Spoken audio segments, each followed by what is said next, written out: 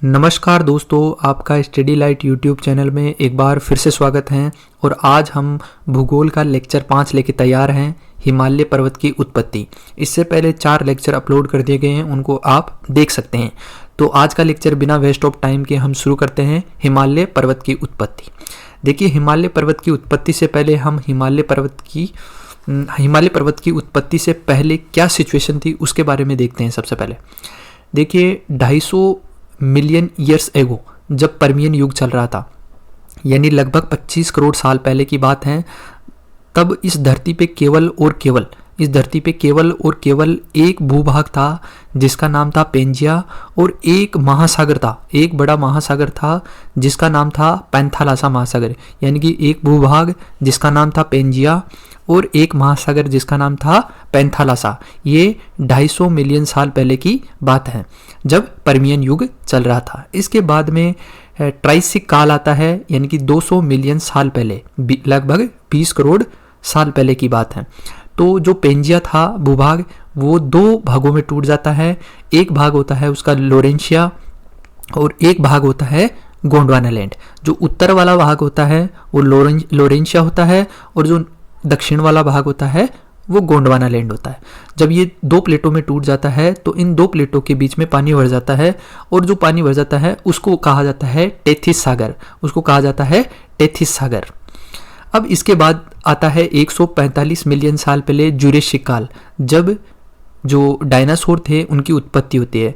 उस समय तक जो लोरेंशिया और गोंडवाना लैंड है वो और छोटी छोटी प्लेटों में विभक्त हो जाता है। इसके बाद में 65 मिलियन साल पहले, यानी कि क्रेटेशियस काल तक, ये जो छोटी प्लेटें हैं वो और दूर दूर चली जाती हैं। और ये आता है आज के समय, प्रेजेंट टाइम में ये सिचुएशन है कि ये जो पेंजिया था ये टूटकर 7 बड़ी प्लेटों के अंदर विभक्त हो गया है। ये था हिमालय पर्वत से उत्पत्ति के पूर्व का इतिहास। अब जो हमारी इंडियन प्लेट थी, यानी हमारा जो भारत था, वो अफ्रीका से टूटकर आज की सिचुएशन तक आया है। तो उसके बारे में एक बार बात करते हैं कि भारतीय प्लेट की जो गति है वो किस प्रकार हुई है।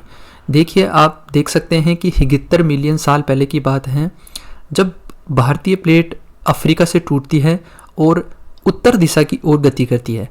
वैज्ञानिकों का मानना है कि जो चुंबकीय करंट होती है वो चुंबकीय करंट साउथ से नॉर्थ की तरफ, यानी दक्षिण से उत्तर की तरफ चलती है, और उसी के अनुसार जो इंडियन प्लेट है उसका मूवमेंट हुआ है। तो इसका मतलब है कि जो भारतीय प्लेट है उसकी जो गति है वो दक्षिण से उत्तर की ओर हुआ है। अब देखिए, 71 मिलियन साल पहले ये अफ्रीका से टूटती है, और 55 मिलियन साल पहले तक ये जो प्लेट है उसका केवल कुछ थोड़ा सा उत्तर का पार्ट है वो इक्वेटर से ऊपर रहता है, बाकी पार्ट इक्वेटर से नीचे रहता है। फिर 38 मिलियन साल पहले प्लेट ऊपर और गति करती है, और उसका कुछ दक्षिणी पार्ट जो है वो इक्वेटर से नीचे रहता है और बाकी पार्ट ऊपर चला जाता है। 10 मिलियन साल पहले की बात है, उस समय तक जो भारतीय प्लेट है वो पूरी तरह से इक्वेटर के ऊपर चली जाती है। और ये आज की समय की स्थिति है भारतीय प्लेट की।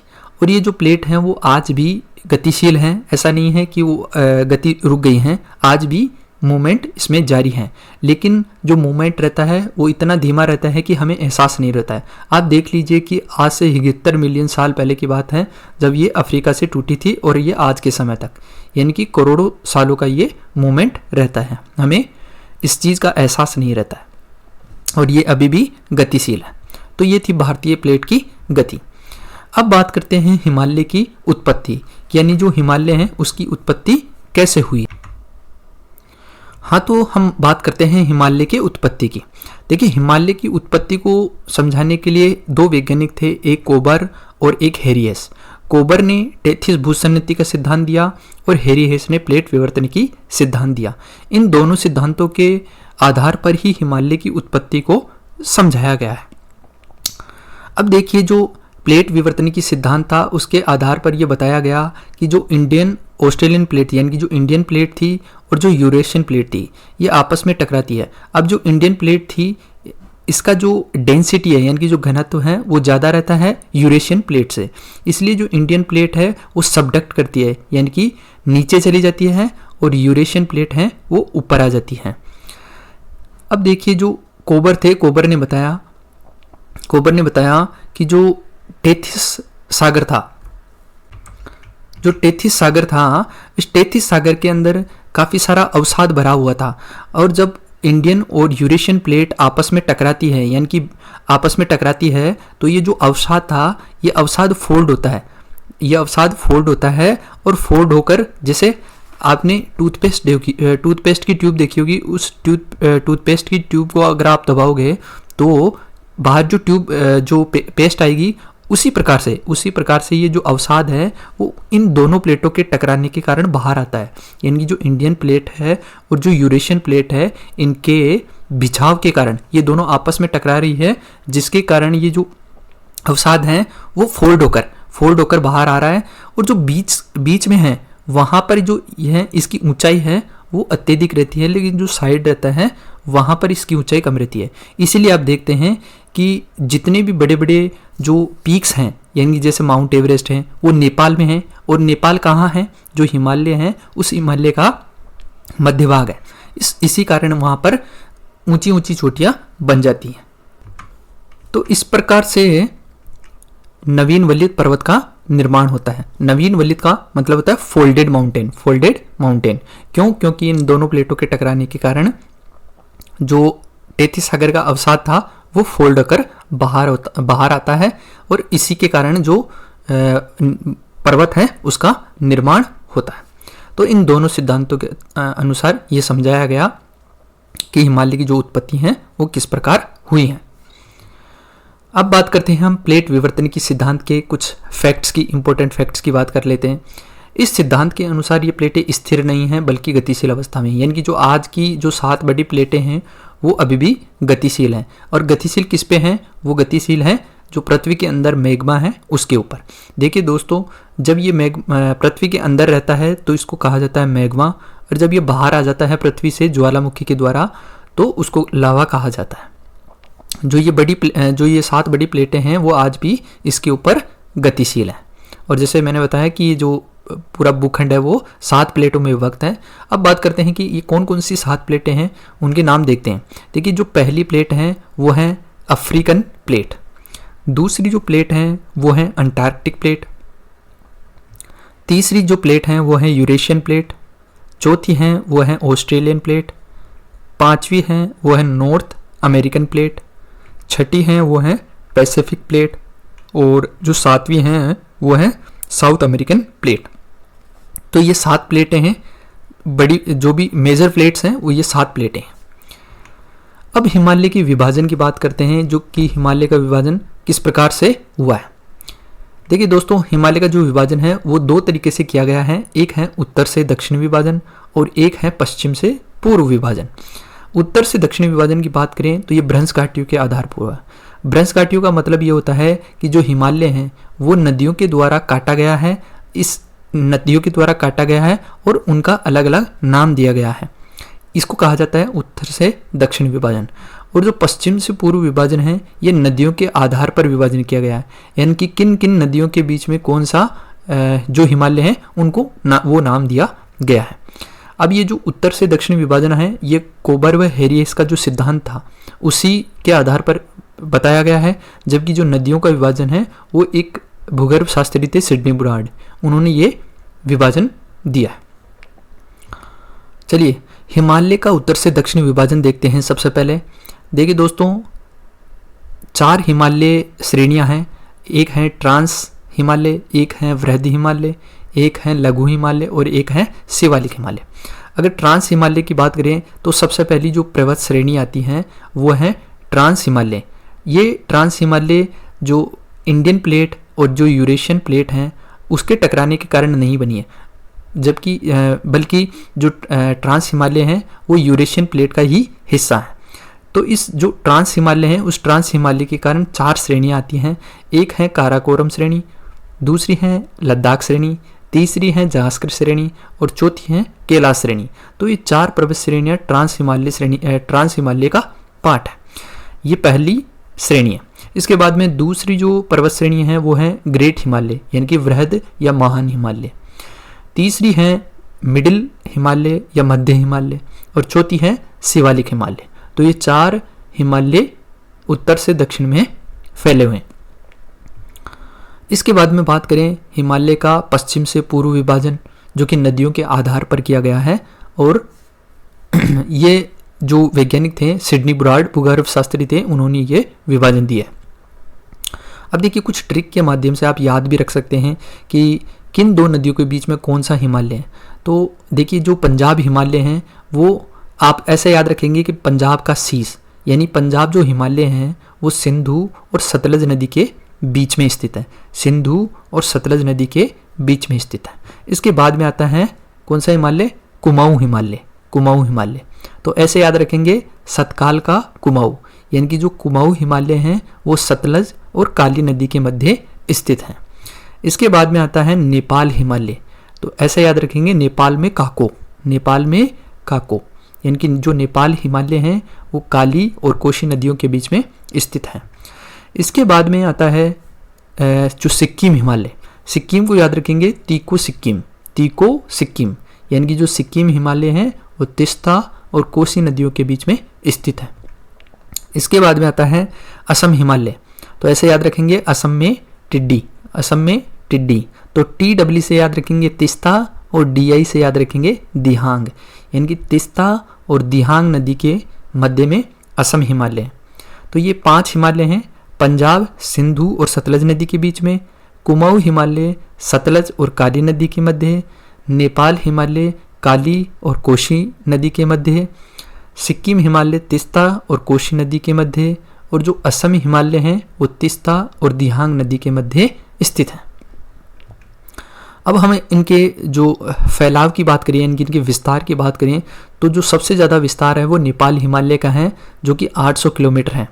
इसके बाद में असम हिमालय का है जो कि 720 किलोमीटर है, और इसके बाद में पंजाब हिमालय 560, और इसके बाद 320 किलोमीटर है कुमाऊं हिमालय। तो इस प्रकार से इनका विस्तार है। अब हिमालय के प्रकार की बात करते हैं कि हिमालय कितने प्रकार, जैसे मैंने बताया आपको कि हिमालय 4 प्रकार हैं हिमालय के, एक ट्रांस हिमालय, एक वृहद हिमालय जिसको महान हिमालय भी कहा जाता है, इसके बाद में तीसरा आता है लघु हिमालय, और चौथा है शिवालिक हिमालय। तो इनके हम कुछ इंपॉर्टेंट फैक्ट्स की बात करते हैं। सबसे पहले बात करें हम ट्रांस हिमालय। तो ट्रांस हिमालय को पार हिमालय भी कहा जाता है। पार हिमालय क्यों कहते हैं, क्योंकि ये भारत से बाहर की तरफ है, बाहर की तरफ है, यानी ये तिब्बत के पास में है, इसलिए उसको पार हिमालय कहा जाता है। हिमालय का उत्थान टेथिस सागर में जमा अवसादी मलबों से हुआ है, किंतु ट्रांस हिमालय का निर्माण टेथिस सागर में अवसादी मलबों से नहीं हुआ है, ये यूरेशियन प्लेट का ही भाग है। ये मैंने पहले भी आपको बताया था कि जो ट्रांस हिमालय हैं वो उसका निर्माण जो अवसाद थे टेथिस सागर में उनके कारण नहीं हुआ है, बल्कि ये जो ट्रांस हिमालय हैं वो यूरेशियन प्लेट का ही भाग था। तो इसका मतलब है कि जो ये 4 हिमालय पर्वत श्रेणियाँ मैंने बताई, उनमें अगर सबसे प्राचीन पर्वत श्रेणी की बात करें तो वो ट्रांस हिमालय है। इसके बाद में बाकी 3 हिमालय पर्वत श्रेणियों का निर्माण हुआ है।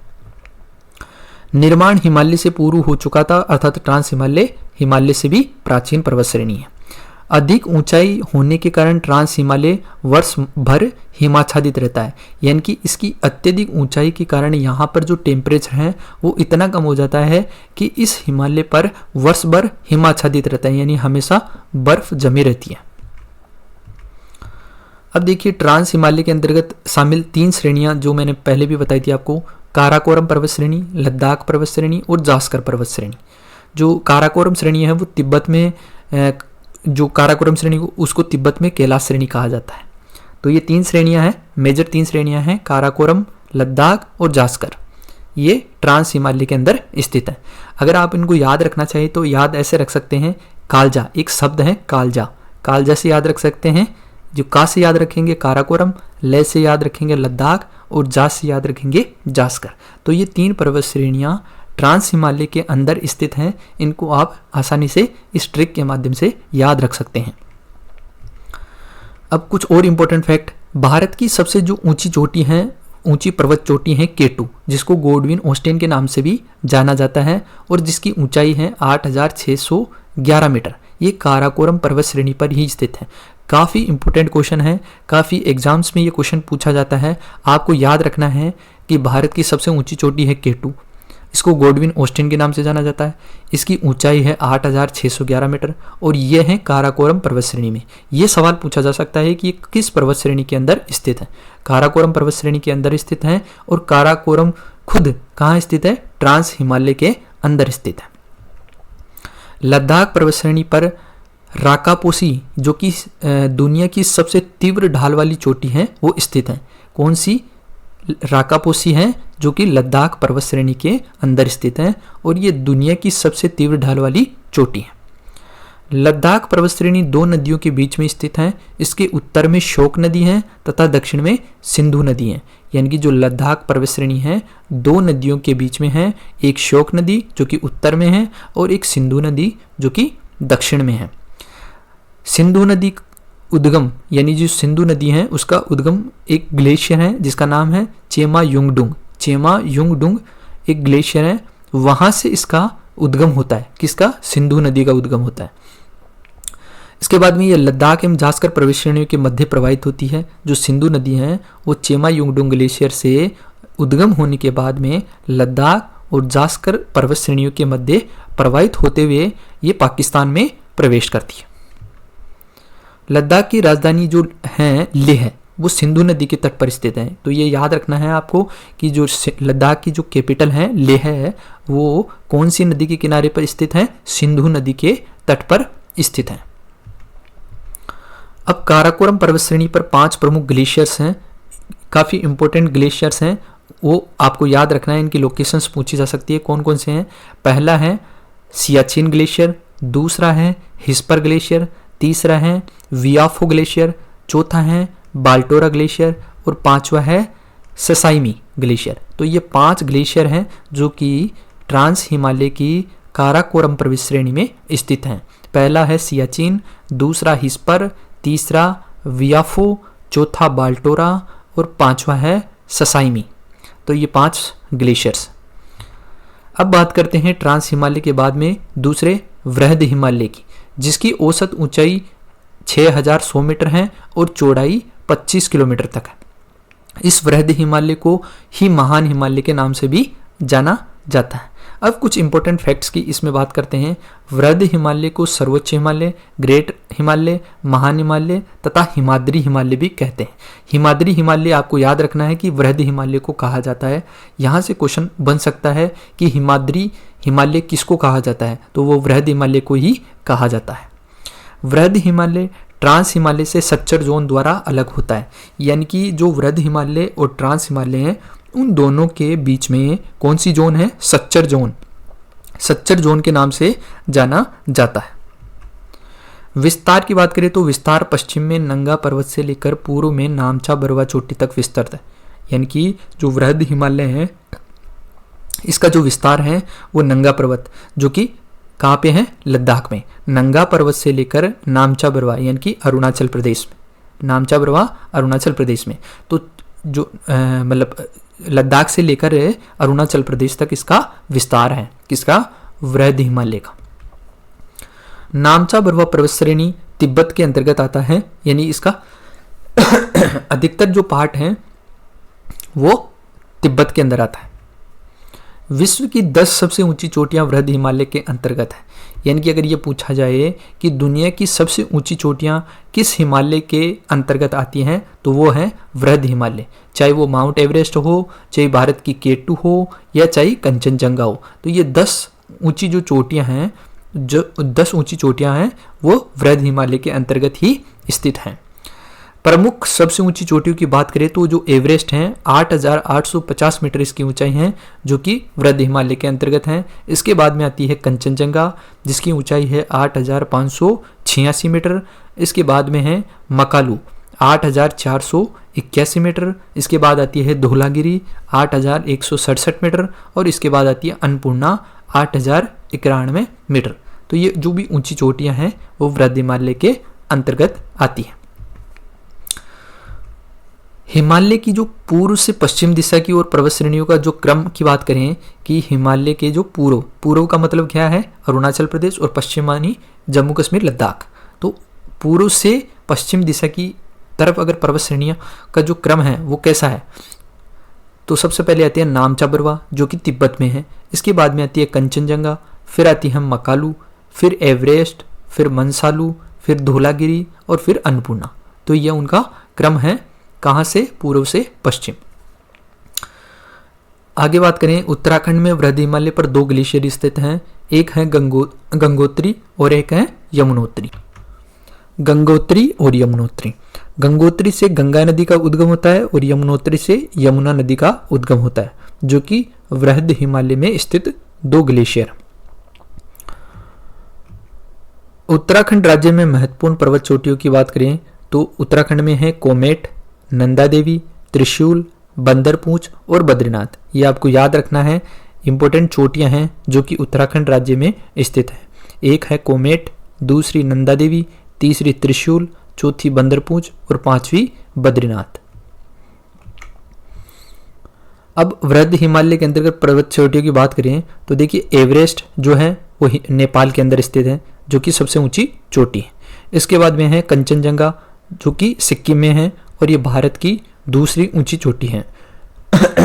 जबकि पहली जो ऊंची चोटी है वो है केटू, और जिसको गॉडविन ऑस्टिन के नाम से भी जाना जाता है। तो पहली एवरेस्ट जो कि नेपाल में है, कंचनजंगा सिक्किम, इसके बाद में मकालू नेपाल, धौलागिरी नेपाल, अन्नपूर्णा नेपाल। यानी कि जो ज़्यादातर जो ऊंची पर्वत चोटियां हैं वो नेपाल में ही स्थित है। अब बात करें पूर्व से पश्चिम दिशा की और हिमालय के अंतर्गत जो चोटियां हैं उनकी, जैसे मैंने आपको पहले बताया था कि जो अरुणाचल प्रदेश से जो जम्मू कश्मीर है उसकी तरफ अगर चलें तो जो चोटियां हैं उनका क्रम, अब वो कौन सी लोकेशन पे है उनकी बात करते हैं। जो नामचा बरवा है वो तिब्बत में है, इसके बाद में जो कंचनजंगा है वो सिक्किम में है, मकालू है वो नेपाल में है, एवरेस्ट वो भी नेपाल, सालू नेपाल, धौलागिरी नेपाल और अन्नपूर्णा नेपाल।